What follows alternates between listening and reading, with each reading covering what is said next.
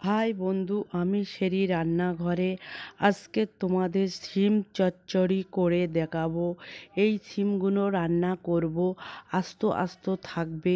অনেক সময় অনেকের বাড়িতে শ্বশুরি শাশুড়ি ননদ বলে, কি বৌদি রান্না করেছো, কিছুই বোঝা যাচ্ছে না। আর শ্বশুর বলে, বৌমা রান্না করেছে শিম না বেগুন, তাও বোঝা যাচ্ছে না। তাহলে বন্ধুরা চলো আমি দেখিয়ে দিচ্ছি কীভাবে শিম রান্না করবে। শিম একটাও ঘটবে না, আস্ত আস্ত থাকবে, এমনি দেখতেও সুন্দর লাগবে, খেতেও টেস্ট হবে। আর শাশুড়ি বলে, আগে আমরা রান্না করতাম, শিম চচ্চড়ি করতাম, শিম আস্তই থাকতো। আর এখন বৌমা শিম রান্না করেছে না ঘ্যাট করেছে কিছুই বোঝা যায় না। মেয়ে হয়ে যদি দেশ চালাতে পারে, তাহলে আমরা মেয়েরা কেন 5 জনার সংসার চালাতে পারবো না? তাহলে বন্ধুরা দেখে নাও আমি কিভাবে শিমটা রান্না করি। দেখতেই পাচ্ছেন আমি গাছের থেকে শিমগুলো পেড়ে এনেছি। এই শিমগুলো বেছে কুটে সুন্দর করে দেখাচ্ছি। শিমগুলো দুই ধার কেটে ও গায়ের যে শিরাটা থাকে দুই ধারের শিরাগুলো বেছে নিতে হবে। কিভাবে কেটেছি সেটা তোমাদের আমি দেখিয়ে দিচ্ছি। দেখো আমি শিম আর আলু কেটে নিয়ে এসেছি। শিমগুলো দুই মুখ কেটে শুধু শিরগুলো বাদ দিয়ে দিয়েছি। এই ভেবে কুটে ধুয়ে আনবেন, সুন্দর ভেবে পরিষ্কার করে নেবেন, তাহলে শ্বশুর শাশুড়ি কিছুই বলবে না। দেখবেন, চেষ্টা করবেন ভালো রান্না করার জন্য। আমি এখন কড়া বসিয়ে দিয়েছি। কড়াটা গরম হয়ে গেলে তারপরে আমি তেল দিয়ে দেবো।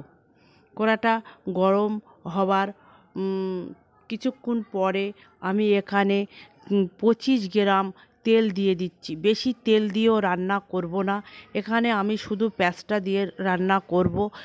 যদি আমরা বলি যে দেওর এখানে আমার রসুন ফুরিয়ে গিয়েছে, একটা রসুন এনে দেবা, তখন বলবে, কি বৌদি রান্না করো তাও রসুন ফুরিয়ে যাচ্ছে, কেরাম রান্না করো তা কি জানি। তখন তোমরা একটাই চিন্তা করবে, রসুন না দিয়ে রান্না করেই দেখি না কীরকম টেস্ট হয়। এখানে আমি রসুন না দিয়েই রান্না করব, একটা পেঁয়াজ দিয়ে আমি রান্না করছি। তোমরা একবার চেষ্টা করে দেখবেন, এইভাবে রান্না করবেন, রান্নাটা খেতে খুব সুন্দর এবং সুস্বাদু হয়, সবার কাছে নাম কিনবেন। দেখো আমি একটা পেঁয়াজ দিয়ে দিয়েছি।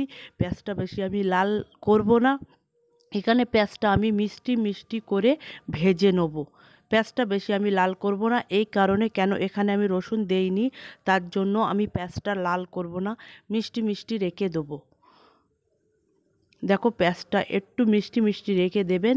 আর কোন তরকারি কীরকম ঝাল নুন দিলে ভালো হয় সেটাও তোমাদের বলে দেবো। এখানে আমি পরিমাণ মতন লবণ দিয়ে দিচ্ছি। পরিমাণ মতন লবণ দিয়ে একটু ভালো করে নেড়ে নেবেন, কেন নুনটা যেন ভালোভাবে পেঁয়াজের গায়ে লেগে যায়।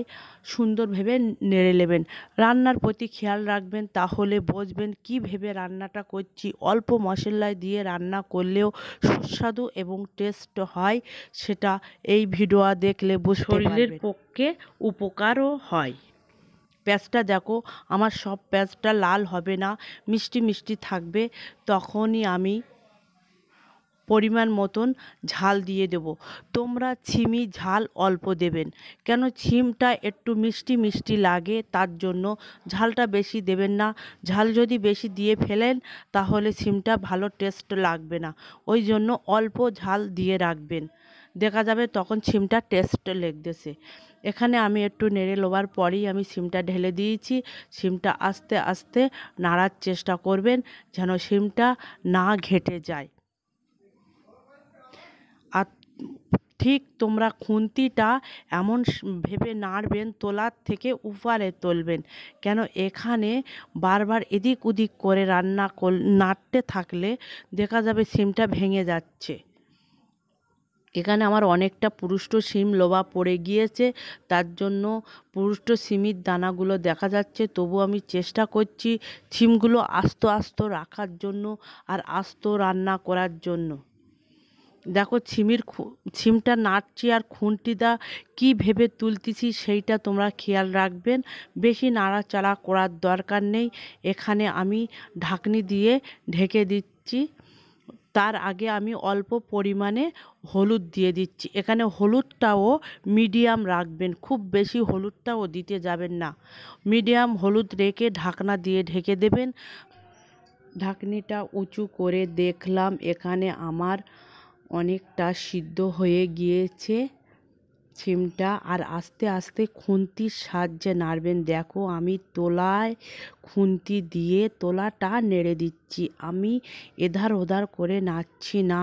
কেন, এখানে ঘ্যাস ঘ্যাস করে এদিক ওদিক করে নাড়লে সিমটা ভেঙে যাবে। একটা আলু নিয়ে আমি টিপে দেখছি আলুটা হয়ে গিয়েছে কি, আলুটা সম্পূর্ণ গলে গিয়েছে। এখানে যে সিমের গায়ের পানি বার হয়েছিল, এমনি সিম থেকে ভালোই পানি বার হয়, তাতে প্রায় অনেকটা কষা হয়ে যায়। আর যদিও এখানে আমি চচ্চড়ি করব, তার জন্য কষা ঝোল আর দেবো না, একেবারে আমি হোবা ঝোলটাই দিয়ে দিচ্ছি। এখানে আমি 400 গ্রাম আমি পানি দিয়ে দিয়েছি।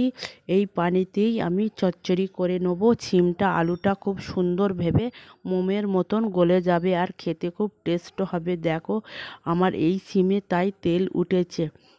আর দেখো সিমগুলো কত সুন্দর আস্ত আস্ত রয়েছে, একটা সিম আমার ভাঙেনি। আর কত সুন্দর দেখাচ্ছে, যেন মনে হচ্ছে মটরশুঁটি দেখাচ্ছে। তোমরা দেখতেই পাচ্ছ বন্ধুরা। আর খুন্তিটা সব সময় খেয়াল রাখবেন, কী ভেবে নাড়লে তরকারিটা ঘেটে যাবে না, সেইটা অবশ্যই অবশ্যই খেয়াল রাখবেন। এদিক ওদিক করে ঘেটলে দেখা যাবে বেশি তোমার সিমটা ঘেটে গিয়েছে। ঢাকনা দিয়ে ঢেকে দিয়েছিলাম। আমি এখন উঁচু করে দেখছি অনেকটা আমার সিম, দেখো অনেকটা আমার হয়ে গিয়েছে। এখন তোমরা ঝোলটা নিয়ে একটু চেখে দেখবেন। অনেকের লবণটা কখনো কম কখনো বেশি হয়, সেটা দেখবেন।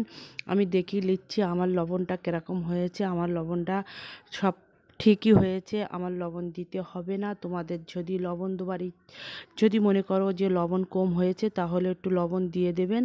এখন আমি জিরে আর মরিচের গুঁড়ো ছড়িয়ে দিচ্ছি। তরকারির সবথেকে বড় মশলা হচ্ছে লবণ আর লবণটা। তাহলে বন্ধুরা একটা সাবস্ক্রাইব এবং লাইক করতে ভুলবেন না। সবাইকে ভালো রাখবেন আর ভালো থাকবেন।